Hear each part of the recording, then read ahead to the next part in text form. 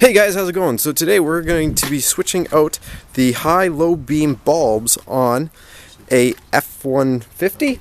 It's one of the new Eco Boosts here, and what's going to be happening is we're going to remove this and we're going to put in some HIDs. So first thing, of course, you're going to want to do to access this portion is you're going to have your one clip right here. It's usually in there like that, like so, and then what you have to do is you can try and unscrew it. A lot of the times though, these plastic threads don't do very well at unscrewing, so what I usually do is I take a small flat blade and I slowly pry up behind it and it pulls out, and then you do that. Once that's out, you just pop it out and now you have access. Next thing you're going to want to do, remove this bolt, and this bolt so we can get the light out of the way. Alright guys, so once you have it out, it's going to be in there like that. It's going to take some prying. It's going to scare you. You're going to grab it as much as you can to the back and you're going to pull forwards. Be careful when you're doing it, but you'll see this one clip and it's in there nice and tight. Then you have these three. Pretty easy. Push the center here and then you can pop them off. I've already had this one off. It didn't just slip off. But yeah, so you just push it in, as you can see. Another push tab right here, which is right there, and voila, you now have this free. Now we can go put our HID bulb. Alright guys, so as you can see, we got this baby right here, and if you look, there's going to be a fat end and two skinny ends. You're going to line it up so the two skinny ends go in the skinny area like so. Just wiggle it in, grab on the back, and tighten her in. That's what those tightening parts are. Make sure she's nice and tight in. When you're doing this, whatever you do, do not touch that bulb, the glass. If you do, you'll pop it, just like you'll pop any other headlight, so it's something important to remember. Now that we have this ready to go, I'm just going to probably put this on a cloth here on the ground. I'm going to pull out the other side, and the reason why I'm pulling out both at the same time, then I can do some nice clean wiring. So, again, just going to put a cloth down and rest them. Don't leave them lying on the face. You don't want to scratch your brand new lenses. Alright guys, so if you take a look right here, I've mounted my ballast in the bottom there because there's nothing that's sitting in there. So why not? And so now that we've got our ballast mounted there, now it's hiding the wire. So if you look right here, there's a sweet path that goes up across by the battery. You can see my finger right there. All I did is I fed that up over here. I'm going to tuck it in here so it looks nice and factory. So it's like that. Look at this all disappear. And then I'll zap strap it up in there, and then I dropped it in, if you take a look, right in behind into that opening there, which came through right here. I'm going to just connect my ballast up. Now, cool thing is right there, you probably won't see that screw bolt that the wire is covering a little bit of. I could technically go off that ground there, but I might also just self-tap. I might just clean a piece off in here or on here and just self-tap my own grounds in. Because that's what you have to do with these black connectors that are on each of these. Go to a ground, and then you're going to have one positive. So first thing I'm going to do is get my grounds in. Then I'm going to feed my positive up here. The cool thing is, let's show you this. That little bolt right there. It's the perfect size for our positive. So guess where our positive's going? Right there. So positive's going to go right there. And I'll show you once I have it all wired up, so that way you know. This stuff is just so plug and play, because if you take a look right here, this only clicks in one way. This weather sealed just clicks in like so. Okay, now that's hooked in.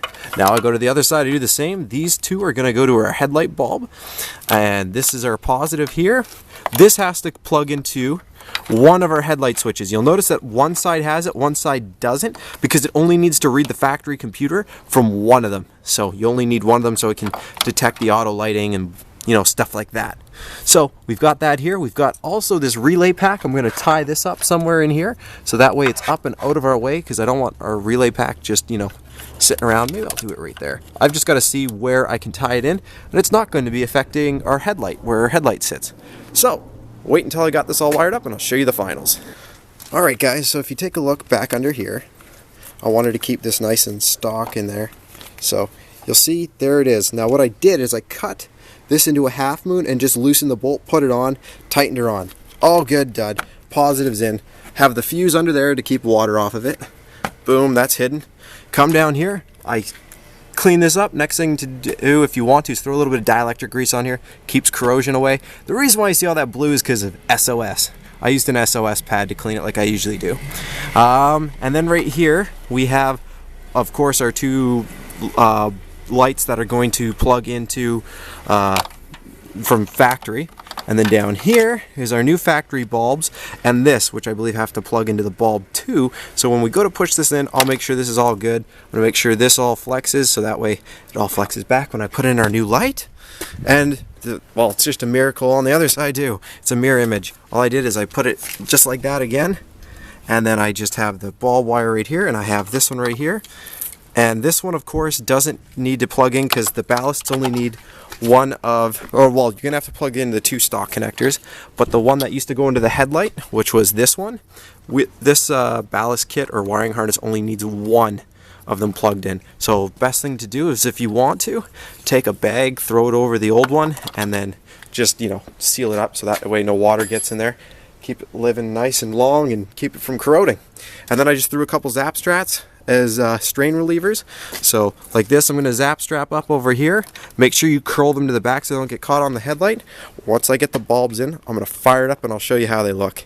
Alright guys, so if you look inside here, you will notice that with your aftermarket, they might not have 3 in a row. There might be like one that's down a little bit lower. You're going to have to move that up. You can either try and switch the pin, but what I did is, you'll see a little floodgate there. See how the other 2 pins have it, but that one doesn't? I broke the floodgate out, and I brought that up like so. I'll probably throw a little bit of silicone in there to hold it right there. And then, from there, I'm just going to click this back on, make sure that pin does not change sides. And when you do this, now our low and high beam will work. If you don't do this, you'll probably only get high beam and be like, what the heck's going on, like I was.